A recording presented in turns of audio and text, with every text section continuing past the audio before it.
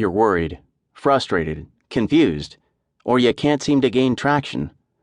Or maybe you're in the middle of your career and things are going well, but you don't like all the articles in the business press about how your entire industry could be in trouble. You're thinking you should do something before it's too late, but you aren't exactly sure what.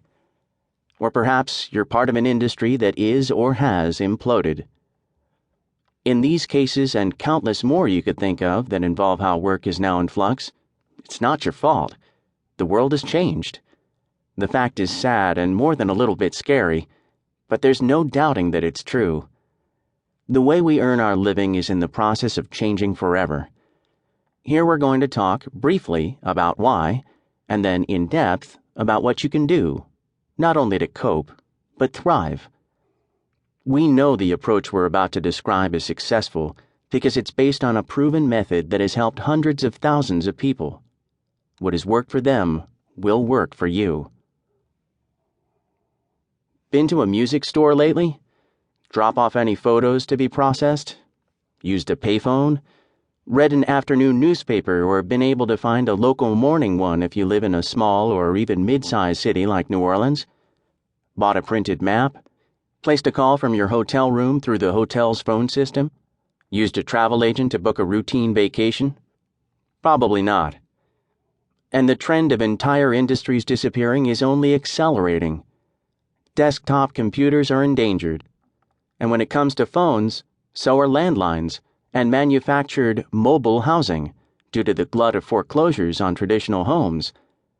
Faxes are now as quaint as dial-up internet connections or rotary phones.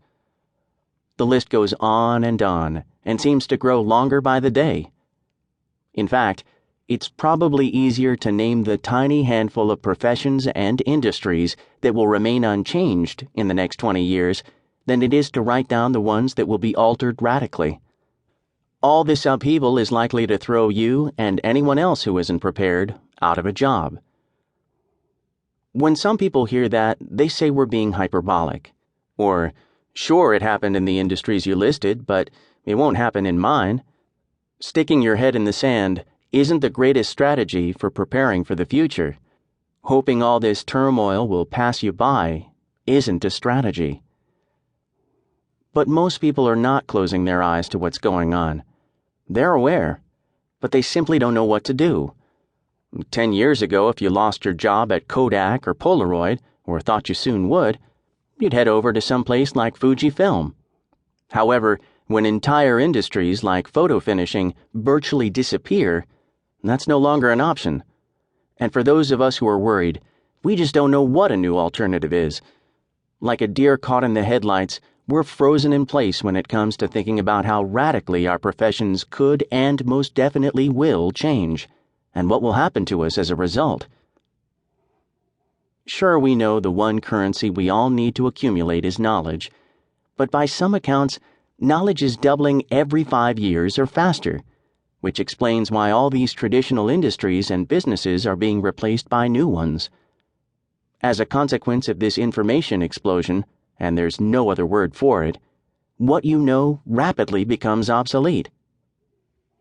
What's a person to do to survive, let alone thrive, in this environment? Does this sound familiar? We didn't have a typical reader in mind when we began to write the book, but our guess is that Linda Schwartz, who we discovered in the course of our research, is representative. Schwartz, now in her late 40s, had been a partner at one of the major accounting firms for 13 years when she started to wonder if that was how she really wanted to spend the rest of her working life. I did a spreadsheet to see what the benefits were to staying with the firm, and they became quite substantial if you stuck it out to age 50, she says. But I found myself constantly referring to that spreadsheet as I went about my days. By the time I was 47, I realized 3 more years was a very long time. Ultimately, she left the big firm and started her own consulting practice. It was very liberating, she says. It allowed her the time to spend with her children who were adjusting to middle school, to assist a father-in-law.